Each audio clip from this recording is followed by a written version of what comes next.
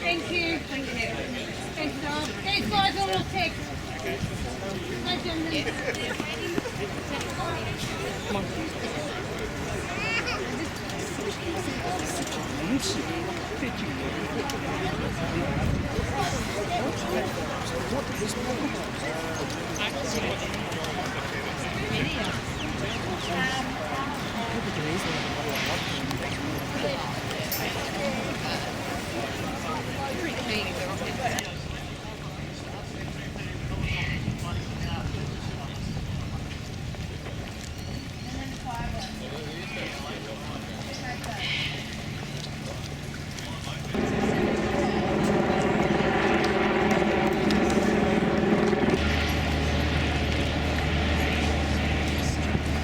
Đang bắn á, bục bục.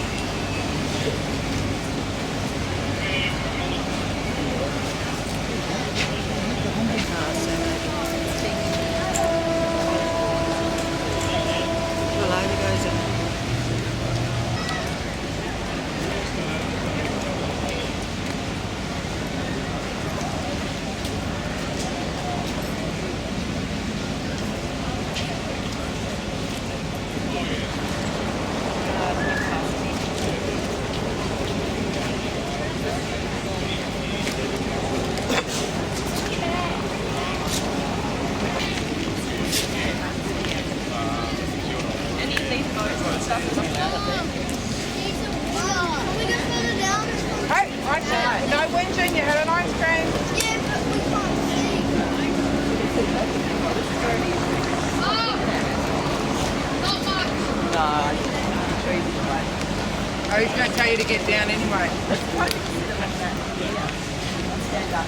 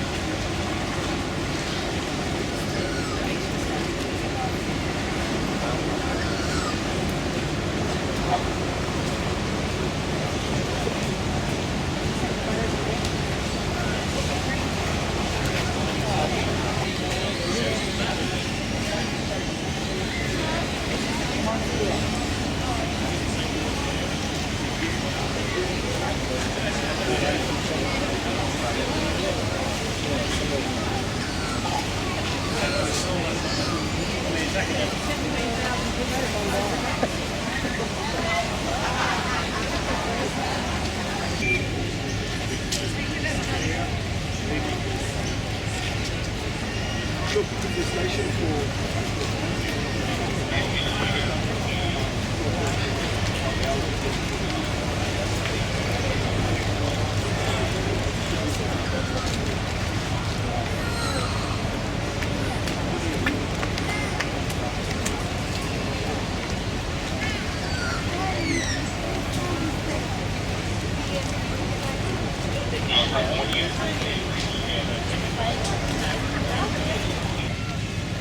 be right Where you going? there. Mom. Where you going?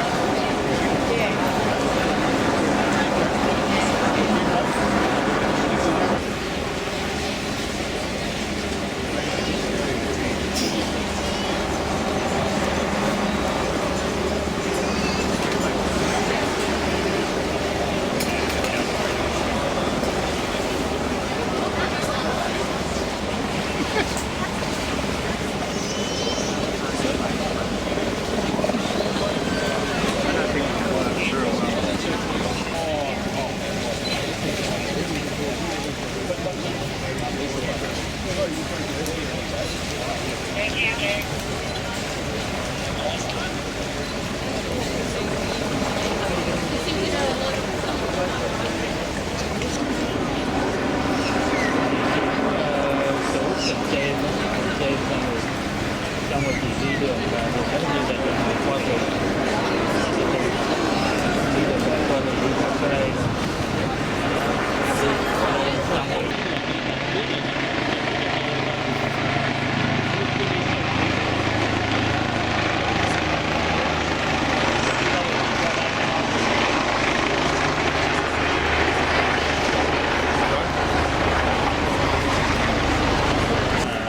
nó không biết nó có đi không, nó đang là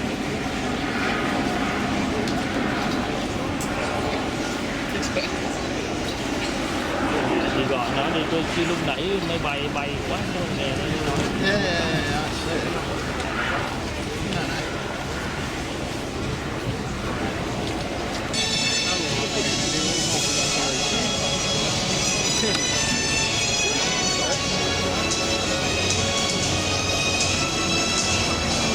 cái này chụp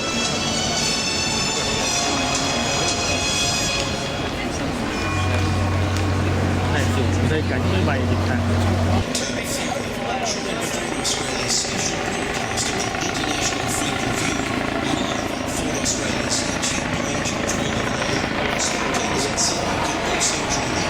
Casting at Nelson's Point for the general public and Garden Island for invited Navy families.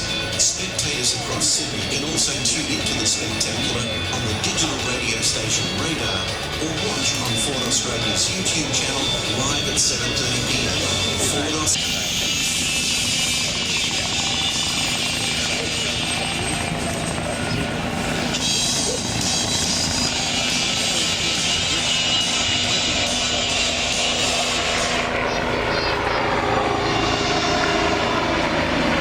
Australian Sea Power can be traced back to the formation of the Australian Squadron of the Royal Australian Navy, proudly steamed in Sydney Harbour.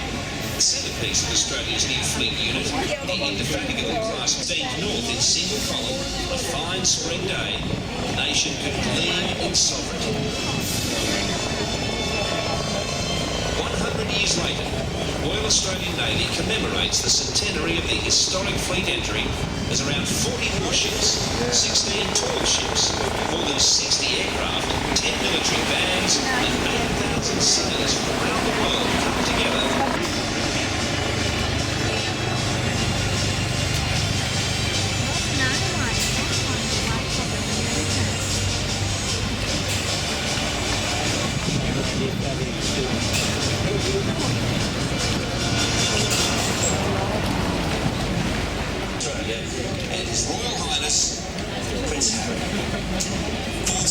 bring you this coverage of the harbour activities all day leading up to the fireworks and light show spectacular. That's at 7:30 with much thanks to the ABC. We're all looking forward to that, but there is so much to see in the meantime.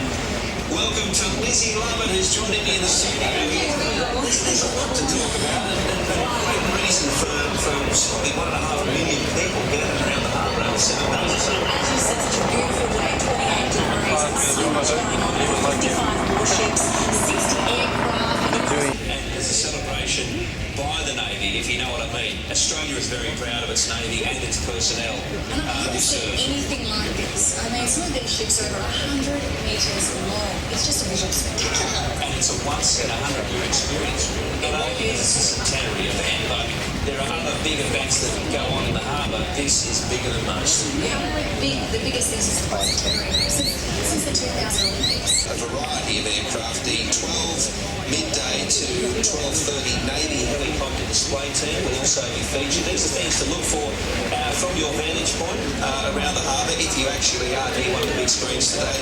From 2:15 to 5:30, there's probably one person who I think is connected to this day more than any other, at least as an individual. He's a veteran. His name is Jack Langle. This is his story.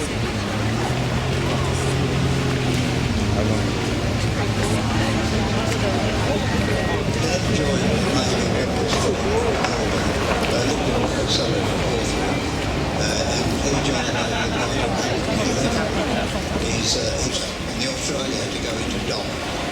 Once it was in dock, the battle of Jutland took place. And the ship that took the Australians' position in the line of battle blew up. So, fate.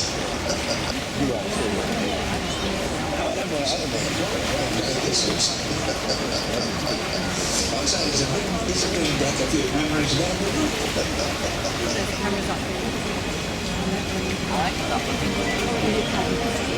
Well, we hope to see it. We're very proud. There are many, many thousands of people visiting those points already. There's been a lot of publicity about this, and there's been plenty of warning. Of course, keep in mind the areas that are closed off to traffic and whatnot. Best you do not drive, of course. But these are the areas that we are this event. The Americans are here. There are a number of nations. Australia has 17 countries. 19 Australian ships will be in a variety of exercises down the coast. We'll talk a little bit more about that too in the hours to come. But firstly, let's get a bit of a sample of the action from Will McCoy at Dawes Point. The car before the storms down here on the Hickson Park at Dawes Point, right underneath the southern pylon of the harbour bridge. But it's not too exclusive. 40,000 people are set to join me across the course. These are images from Thursday when the 16 tall ships were held across the sea. Not even hails. I was held Thursday. Not even hail would stop these ships. Of course, they're used to rugged, wild sea conditions. Look at them. 16 coming into the harbour with such incredible resources. Yeah, the bit more around the world has also charter boats now. They take holiday makers on various cruises in different parts of the world. They come from up and down the coast, some from Tasmania, from the international contingent, the Ulster Shell from the Netherlands, Tampa also from the Netherlands, of course the Netherlands are very close to the Foundation of Australia, Barky Rover from the Netherlands, Spirit of New Zealand, STS Lord Nelson from Great Britain, the Bark Picton Castle from Canada. Thank you, Canada. Great Australian homes, the STS Young Endeavour, the James Gray, Lady Nelson, the Beyond, Ancient Endeavour, the Southern Swan, the Southern Master, the Holland Trigger, the Southwest Passage, and the Rainbow Gypsy. They're in beautiful condition. They're being restored and maintained. In some cases, as I say, they've been built in relatively recent times. When we see them up close, Turn back on for us today. It looks fantastic, doesn't it? Australia has a dream to go further. To achieve To experience new ideas, new dreams. We are a lucky generation. We live in a country that promotes individuality. encourages ideas. And loves a good time. Australia is a country that embodies the meaning of freedom. And today we salute the heroes who have gone further to provide that very freedom on the planet today.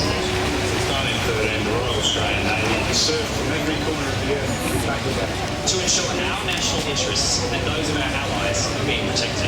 Over this time, the Royals played a small part. In the Navy's big story Today, we invite you to join Ford in saluting our nation's heroes. Salutes on Twitter, Instagram, and Facebook. Every photo of the Ford salutes to likes generate a financial contribution to Ford Australia. This great charity offers assistance to The Royal Australian Navy Service. One of the frigates is just finishing up in Adelaide. Another one is on the way through to relieve her. And I think HMAS Tunes is off Manus Island as part of the protection activity. So there's always something happening every day of the week, every day of the year. Well, if you are serving at the moment on active duty, and you're watching us on YouTube, cheerio, and thank you very much. We hope you're blessed to get the full part of this day.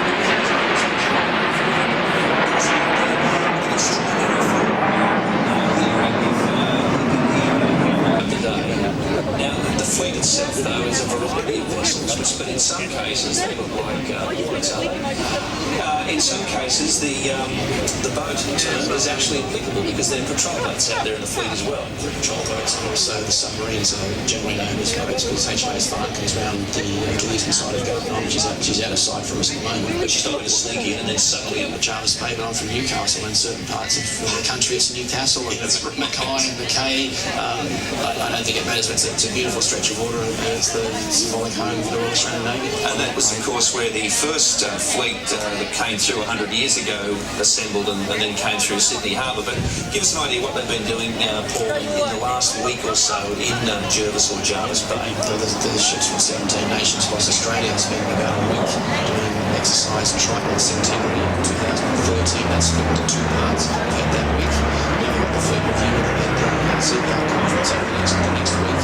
And then from the 11th to the 18th of October, they go back to sea in the East Australian exercise area to continue the crop roof maritime training.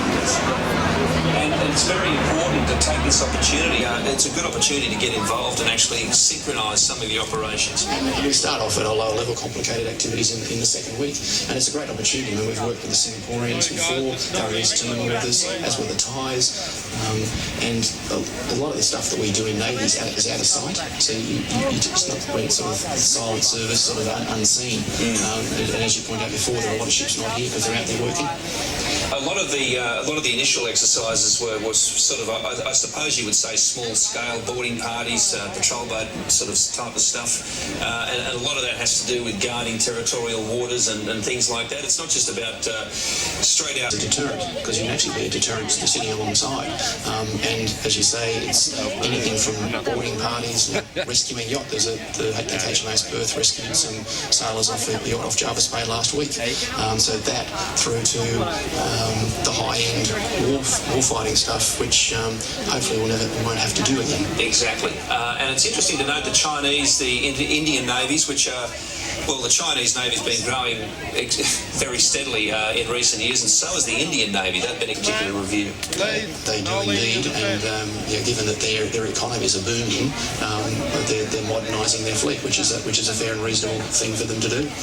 Now, can you just explain? Now, you can see there, I think, torpedo tubes. There's also, of course, the deck gun. But one of the interesting features about the modern warships is that a lot of them actually look quite bland compared to the old-fashioned ships, which were all bristling with deck guns of various kinds. But today, a lot of the weapon systems are sort of kept under wraps. They're very powerful, but you don't see much of them. Indeed, that's HMAS Perth on screen at the moment, and she's actually different to most of the other Anzacs. It's a bit hard to see at the moment, but the developed by a company called CEA Technologies in Canberra, and that is. You can see it there. That's a significant achievement for Australian industry because it's a smaller version, our own indigenous development of the thing you might see on the USS Chosin out in the harbour. Really big, really heavy. This is Australian made, and it's really, really good. And I suppose it's one of the things, as I said, that isn't obvious to the untrained eye, but its actual detection is one of the major things these days. It's not just about the weaponry; it's about the detection and stealth. I mean, there's people clearly on the ships with operating systems. There's also people back in Australia and all around the world, intelligence, etc., because it's too late if you actually see someone. You actually need to know that something's out there. Now, There is a wonderful fly past of helicopters there at the moment. You can see all various kinds. There's an array. There's Squirrels, Bell 429. A lot of these are training craft, but there are also some pretty special ones as well. For example, the new multi-role helicopter, the Taipan, which is gradually replacing the existing Black Hawk and Sea King fleets. Now, it is the Navy's day essentially, so Paul, you might want to explain the role of this Taipan now, in particular for... Get the 1,000 or so troops embarked in the ship actually ashore. Oh, I was going to say, if you can explain what the LHD is, please, what that ship does. It is an amphibious ship. It is about 27,000 tonnes. It's the biggest, physically the biggest ship that we've ever built. It's a seriously impressive piece of kit. The first one is Canberra, and she's currently fitting out down in Melbourne at Williamstown. They've got a floating dock well dock in the back, so they actually get the into position, and they'll flood the tanks, and the back of the ship will go down, and the boats can go in and out, so you haven't got the problem of trying to get people clamming over the side of the ship. They just walk into the thing, onto the landing craft, and away they go. And they'll make a big difference to our capability in the region for humanitarian assistance. This is a once-in-a-lifetime opportunity for the men and women in those ships to actually be out there, and it's one of the most special feelings in the world to be on a ship coming into Sydney Harbour, because Sydney Harbour is, probably a bit biased, the best harbour in the scene that we have. And their primary purpose is, as you said before, is border protection. And they're based in Cairns and Darwin. So the Governor-General is the review officer and the officiator. Prince Harry today is a guest of the government. They'll be on HMAS Lewin, which will be position of Kirribilli, I think, and they will officially salute. There'll be the off-caps ceremony. 3 cheers. And it's His Royal Highness's presence is a great one for us. I mean, it's his first sort of, I think, official rep for Her Majesty the Queen. But as you pointed out, the Governor-General is the reviewing officer. But just having him from the young ladies on the street going... Well, I believe Lizzie Lovett at this moment is swimming across to the Lewin. She'll tell us how it went in a few minutes. I wondered where she went. That was that splashing noise we heard a few minutes ago. The husband's really thrilled to hear that too, by the way. Now, if you can explain what this ship does. That's HMAS Huon. She's a mine hunter coastal, so she's fiberglass hull. She's based in Sydney at HMAS Waterhen over at Waverton, and her main role is literally mine hunting, detection. Hence the fiberglass, is that part of the reason? Yeah, everything is... Mine hunter. Yeah, it's the one we were looking at before, just in a slightly different angle. And as I said, she's based in Sydney. And of course, Ford will contribute $10 towards the Keeping Watch, thank you. I was trying to think of the Keeping Safe. Keeping Watch charity, which looks after the families of servicemen and women, and of course the servicemen and women themselves. So a very important cause, so please send your photos in and salute the Navy. Of course, passenger vessels, very good timing. They get a good vantage point, and there's the website. A gun, but also could fire warning shots over the bow of illegal fishermen that were infringing on Australian law and in Australian waters.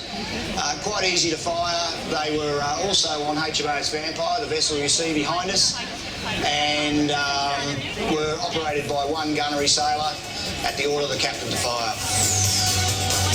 And it was a great time, and I feel very privileged to be part of this today, the International Fleet Review, as the escort vessel for the Governor-General.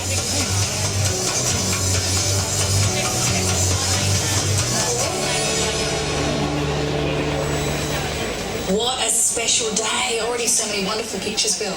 I love the history. I don't know if we'll have enough time to tell all the stories, but we'll try through the course of the day. Absolutely. Now, of course, you're all out there either on the harbour or watching at home, and you can look a way to get involved in the day, isn't it, Bill? And, of course, the very, very good cause is Keeping Watch. Fort Denison, and that's the website. Keeping Watch, and they raise money for, as I said, naval servicemen, servicewomen and their families who are in a point of crisis, whether that be...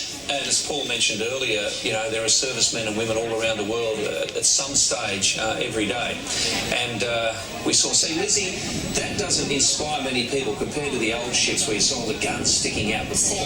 That looks fantastic. This thing it's like a brick on a float, but it's actually one of the... Those close-in weapon systems then I'd say you're in trouble, but if you failed elsewhere, I guess.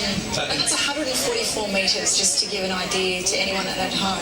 144 metres. Usain Bolt could train on that, couldn't he? Yes. He might run into something on the way through. It might dash his head. There are a few obstacles there. You can see them on the decks getting ready. Now, an extraordinary array of visiting. The one was developed in Canberra. So there's a whole lot of reasons.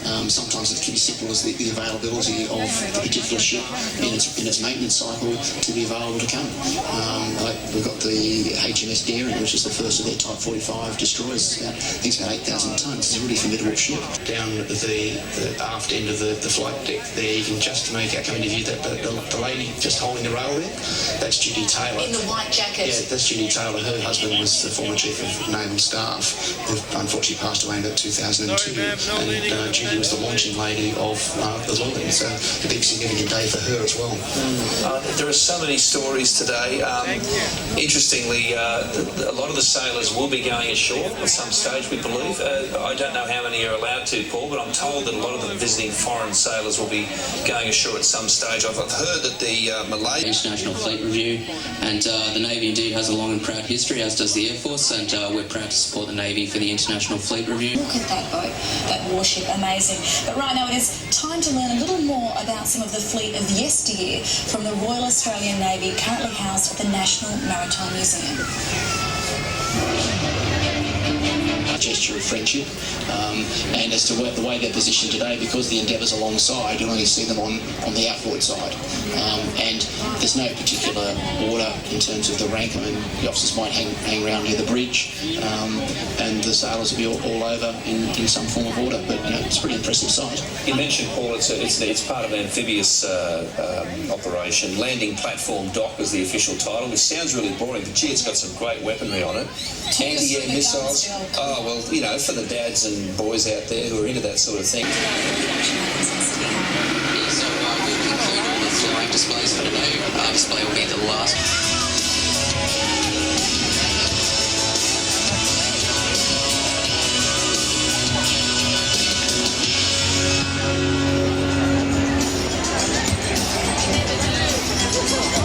Some of them very, very nicely decorated as well, taking up their vantage points. Some of them would have been there very, very early to get such wonderful spots and relaxing, but of course I'm sure observing, I hope, all the rules of boating, because it's a pretty congested day on the harbour and you need to be on your game.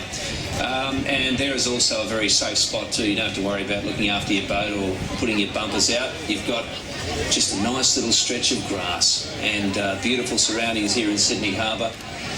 Botanical Gardens, to be precise, for those who are not familiar with the harbour. Now, there is an ongoing air display here.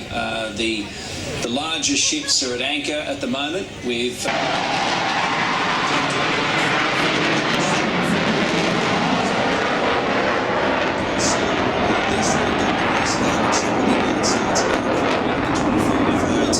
to fill the gap while the F-35 is ready to come in, and they came up with the purchase of some 12 new EA-80. It has been an extraordinary servant of the Australian Air Force in a variety of roles. That's a great aircraft. Lots of weaponry on board this. Radar-guided missiles, imaging infrared homing missiles, conventional and laser-guided bombs, joint direct attack munitions, 158 joint air-to-surface standoff missiles, and the M61 20mm nose-mounted cannon. Not all there today, I might add, because we are here for ceremonial purposes only. The Hornet has been on display at a number of big events I've been to over the years. And as I was talking to Lizzie earlier, if you ever get, as the people around Sydney Harbour have today, to 500 have been built since 1999. And as of 2012, if you wanted to buy one, it'd cost you $70 million US. So if you want one in the garage, you'll need that much money to put it in. Will McCloy has been out and about. Yes, so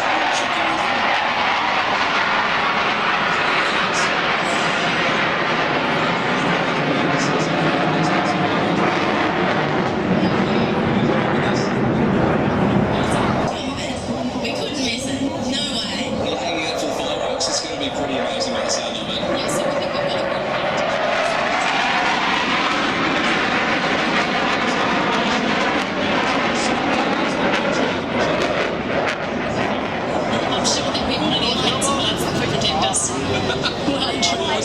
it's on like that, I think there will be plenty of handsome animations. We're hoping to catch some that do have sail around. The 3 services are forced to much closely together. We've had joint exercises for a number of years.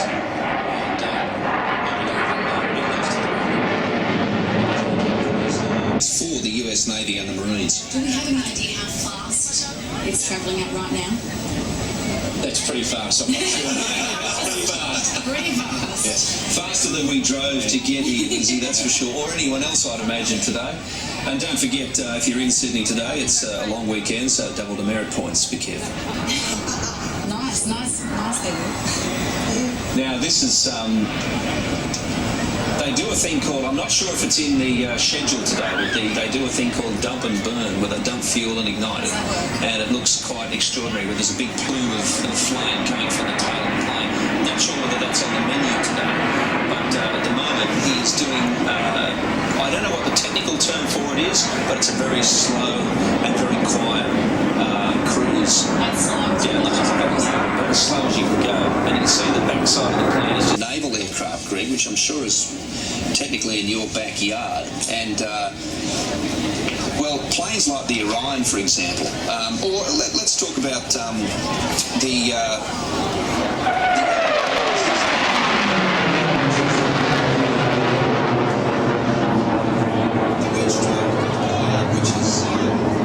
pictures, Lizzie. We've had some wonderful pictures so far. We really have. We've had lots of crowd shots, a lot of forward salutes, which is one, and of course, $10 goes to the Naval Keeping Watch, their charity, which raises money for the Navy servicemen and servicewomen and their families in times of need. So get clicking, send them for hashtag. In those jungle warfare, in the jungle warfare against the Japanese in the Second World War, it was basically a cargo plane that also dropped paratroopers and towed gliders. Was heavily involved in Normandy landings, for example, and the invasion of Normandy towards the end of the war, and the big rescue of supplies to the sea, the American troops under siege at Bastogne.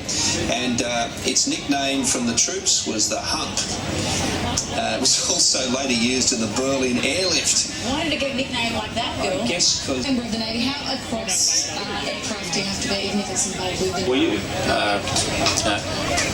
Ranges, equipment load that it can carry, that sort of information, so that you can then employ it to do something on your behalf. And certainly when we're operating out at sea, as I said before, getting information from aircraft, the eyes in the sky, getting that information makes it so much easier to find your enemy and then deal with them before they find you. Teamwork. But they're training planes mainly, Greg. Yeah, they were one of the original trainers that the Air Force had. I think they were back in the 60s and early 70s when we then went to the Mackie. There's a whole variety of planes get used. I'm told that Ninja is Aboriginal for young eagle, but I don't know if that's confirmed, because there are various Aboriginal dialects, of course. So, but anyway, somewhere it means young eagle. Important to have all the right hardware, but it's also nice and convenient, if possible, to build it here. Yeah, certainly the Commonwealth Aircraft Factory down there at Fisherman's Bend built a number of aircraft. A Catalina, which until very recently I think they were still working on in the workshop. They were fitting blisters to the hull. They're like bubbles of glass. They're apparently pretty hard to come by. Yeah, certainly there's not too many flying Catalinas around today. Those blisters, made out of perspex, were so that the aircrew could look at. And officers and sailors, do they jump at an opportunity to be part of something like this? Oh, definitely. We've got a lot of Navy people have come from all over Australia to be part of this activity. We've also we've got the IFR, the International Fleet Review stuff happening this weekend, and there's activities. Why was it banned? Did somebody do something a little naughty? I just think it's a little bit too dangerous. And to have this airspace is pretty rare, isn't it? It's pretty tough getting airspace around Sydney, if you're in a helicopter particularly, but... It's beautiful, if not the most beautiful harbour in the world, but to see it from that perspective, they just must be having the time of their lives. Well, there's a bit of woohoos. Yeehaws! A lot of fun up there. I bet they're having a great time. Such precision. Such a wonderful Sightseeing is the word I was looking for, but couldn't find because it's been a long day. I'm not sure why number 62's yellow, and all of these would be owned by different private pilots who bought these aircraft when they were decommissioned from the Air Force. Well, I was going to say, after a plane's decommissioned, I don't imagine there'd be too many people in the market for, say, a guided missile frigate once it's decommissioned. On that subject, of course, if you're not from New South Wales, you might not have heard that the HMAS Adelaide was recently, deliberately sunk off the central coast of New South Wales and is now a diving wreck. So that's the sort of thing that happens to the larger vessels. But when it comes to the plane, it's actually broken up. But some have been sent to museums. One of them was sent to the Pacific Aviation Museum in Hawaii recently, and another one was up at Williamstown at Fighter World, that museum. So there's two of the original Australian F-111s have been preserved for museums, and others may be sent to other museums. Celebration of 100 years, that's a fantastic milestone for the Navy. I would like to wish some luck in every part and in war. Thank you for all the protection you've given us over the years, and good luck in the future. We caught the Manly ferry over this morning, and we were lucky that the ferry pretty much paralleled the fleet as it came in. And also Vandita. Look at that. With the aerial show. A wonderful photo. So remember, Tabby Cat? Oh, there's the wonderful girls in their sailor hats. So I was quite envious of those. I'd like one of those. They're great sailor fashions for today. And our final picture from Sienna. We think that's from the bridge climb. Very impressive. So hashtag Forward Salutes. The Royal Australian Navy's charity, which helps Navy personnel and their families in times of need. A great cause. So get snapping, wonderful shots. There's so much to see. Hashtag Forward Salutes. And there's your website, keepingwatch.org.au. Yeah, wonderful move that from Ford, because you only have to...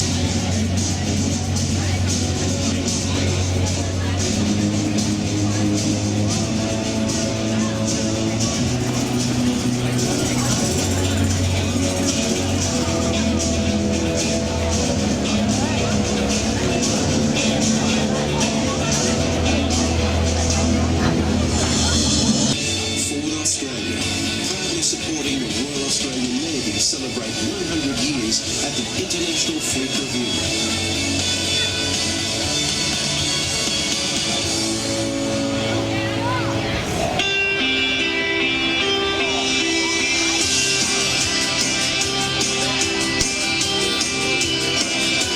In their nation's short history. For a young nation looking for a real and independent voice on the world stage, this was it. As the various units of the fleet took up station astern of HMAS Australia and steamed north in single column, a fine spring day, the nation could gleam in sovereignty. 100 years later, the Royal Australian Navy commemorates the centenary of the historic fleet entry as around 40 warships.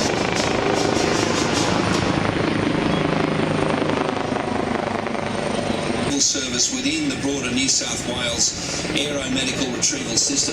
More than 3,000 missions every year, treating all kinds of patients. There's the Westpac Rescue Helicopter. They're going to be decommissioned in the next 2 or 3 years as we bring the Romeo model online, which is another Sikorsky aircraft. We've got a team of people over in the United States now learning to fly them, and they're being built a great aircraft, the Seahawk. So reenact exactly what would happen in a real life emergency situation in the water. It just shows the versatility, because these helicopters can also be fitted to the anti-submarine as well, so they can do it. These are a great platform. Anti-submarine aircraft, we've used them extensively. Is that why you went swimming? Yes. I was hoping for a family to jump from home. Rescue. Ooh, flare. I love this round cut. It is a great example of all the things the Navy does. Tracy, those days are The aircraft carrier was there, put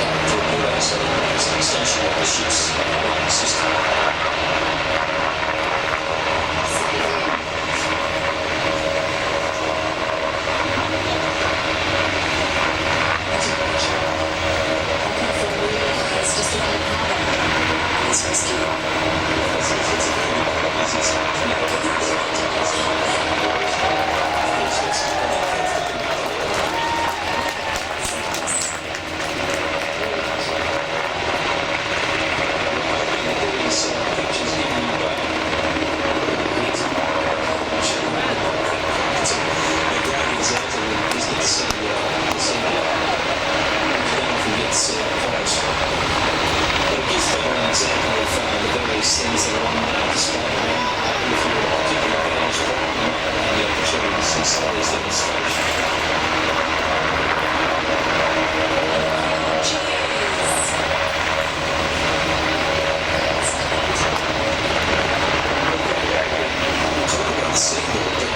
The type is also interesting because it's sort of coming in, or has been coming in, but really part of a larger thing, I presume at some stage, but it's the NIH. So we've got a lot of expert down at NAPA. We've got 6 of those aircraft. They replaced the Seeking helicopter that we had for a number of years. And it's a helicopter for the time, but it's a multi-role generally for large troops and shit. And we'll operate those F-35 HDs.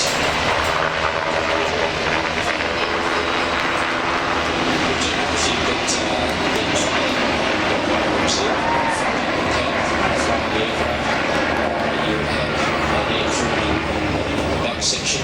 Jervis Bay, if you're a local, Jervis Bay if you're from the Navy. Tell us about that, Greg, because you mentioned boarding parties and the role between the helicopters and those. A lot of it looked like it was more coastal patrol and border protection stuff, but can you give us an idea of the sort of exercises that would have taken? So you need to be very aware culturally of the differences between each nation, and even though we're linked in many ways,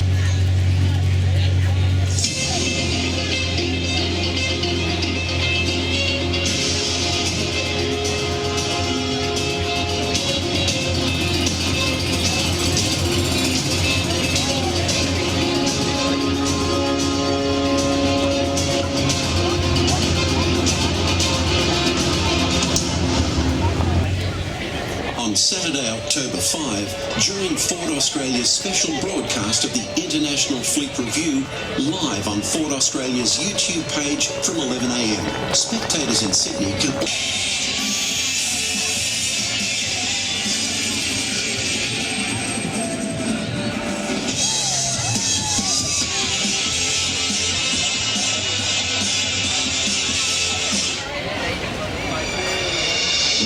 independent voice on the world stage, this was it. As the various units of the fleet took up station astern of HMAS Australia and gleam in sovereignty. 100 years later, the Royal Australian Navy commemorates the centenary of the historic fleet entry as around 40 warships, 16 tall ships, more than 60 aircraft, 10 military bands, and 8,000 sailors from around the world come together.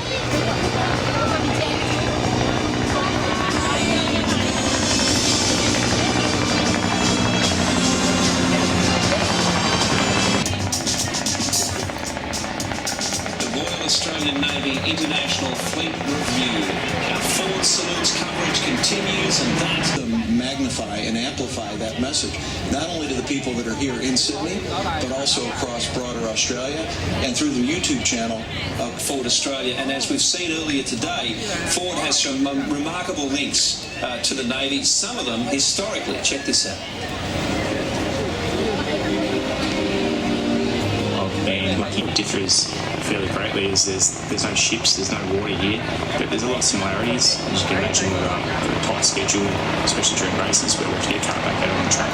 My attention to detail has improved a lot from being there. Hashtag Ford Salutes, but we are back on the harbour, in the air, the action. And you only have to wonder how far we've come militarily since Fort Denison was built. Things have changed a lot since then. Yes. And now, if only the people who conceived Fort Denison and built it could see what our Navy is capable of now and the sort of hardware that they've got in Sydney and on Sydney Harbour today. And they'll be doing a demonstration as they return for a mass landing together on board their parent ships anchored around. Noted beautifully. Navy.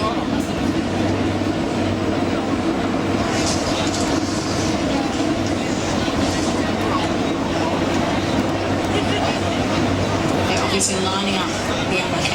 And a lot of it is during peacetime. for rescue and supply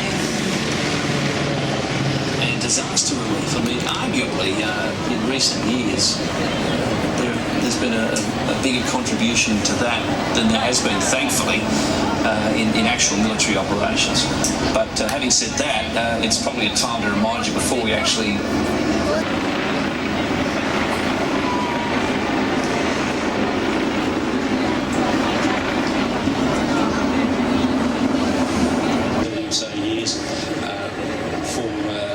observation, going out and looking for targets, but mainly also for moving personnel and equipment around.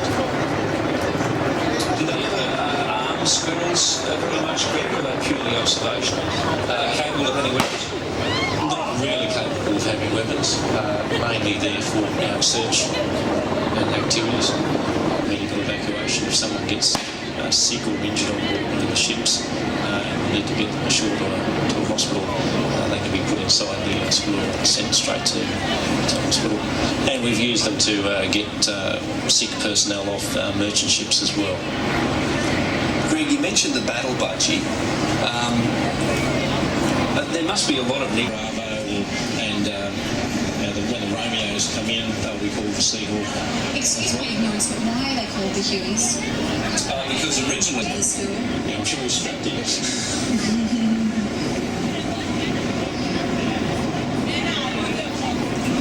So that's a name. Yeah, we've got. We used to call them photographers or fonts. Now their technical term is imagery specialists. So change the name. And we've got quite a few of those around. And generally, when we go overseas, we'll take a font with us to. the schedule's not confirmed. And what we know of it though is that yes, he's going to see Tony Abbott at some stage at Kirribilli House, and we did and then of course his charity is walking room, and he's heading to the South Pole very soon. We believe. He's just dressed about everywhere he goes. Where photos have been taken, so hashtag on salutes, posted on Instagram, Facebook, and Twitter. Forward teams on the lookout for those great shots. And they will be then posting and retweeting great shots with some charity. Great charity. So the more photos, the more money we make today. Hashtag for the salutes. The more standard on the bow there. That would of course have been hastily placed, but there is a certain amount of formality and tradition regarding these things, Greg. The flags, the pennants, and all those sort of things, very important in the Navy. Yes, and they're when they have boats people around them of plateau stature. Female ceremonial occurs. The Navy vessels will display a disc, and it's either a blue disc or a red disc or a white disc. You can say blue disc for that reason. It's flickering in front of them, so what I require is just a hand switch. How much does it mean for the Royal Australian Navy to have? Yeah, obviously, if you see that shot, and if anyone else is looking around, just look for a red standard that was sent about there.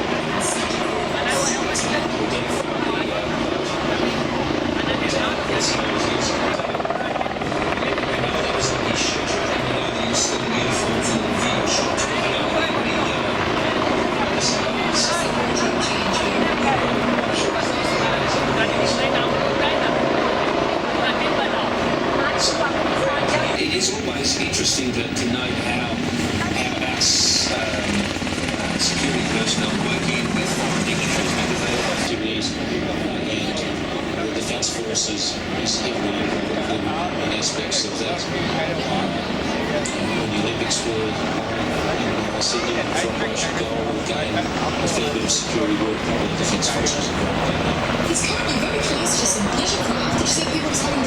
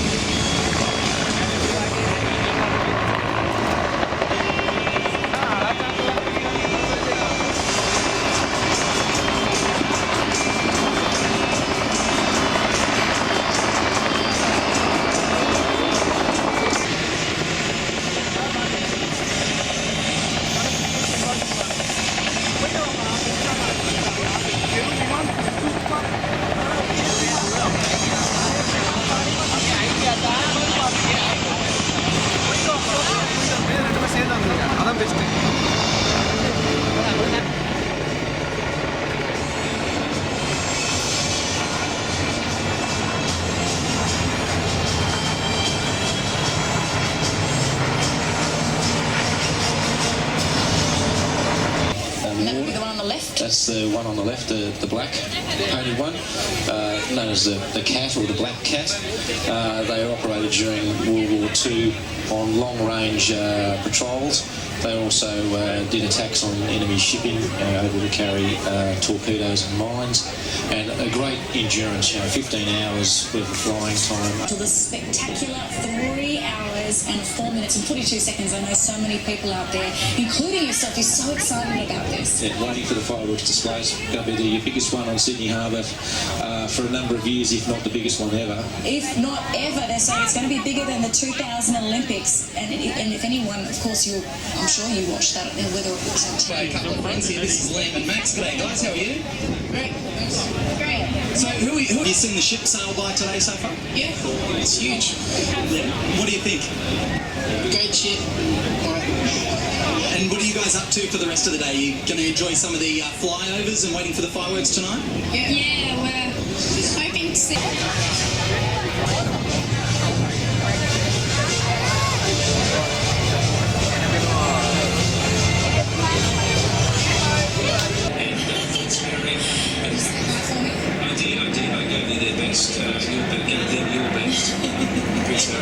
Parachute training, and interesting part too, and Greg, you might have been privy to this because you love your history.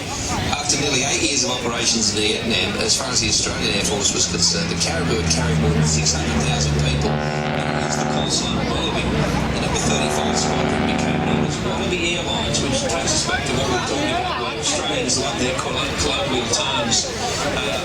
The extraordinary coordination by the MSP and all the other security to make sure that this cruise ship manages to get away through all the traffic. I wonder if that was one of the selling points in a brochure.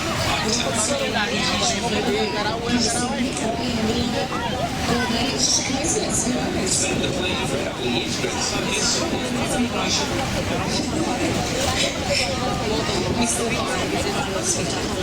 as you can see, the choppers did a wonderful job of rotating from vantage point to vantage point and performing their little manoeuvres as close as possible to the audience. It's great.